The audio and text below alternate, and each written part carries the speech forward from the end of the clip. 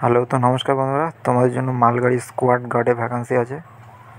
এখানে স্যালারি আছে 20,600 টাকা, 18,000 টাকা ইন হ্যান্ড আছে, আর 2,600 টাকা পিএফ ইএসআই কাটবে।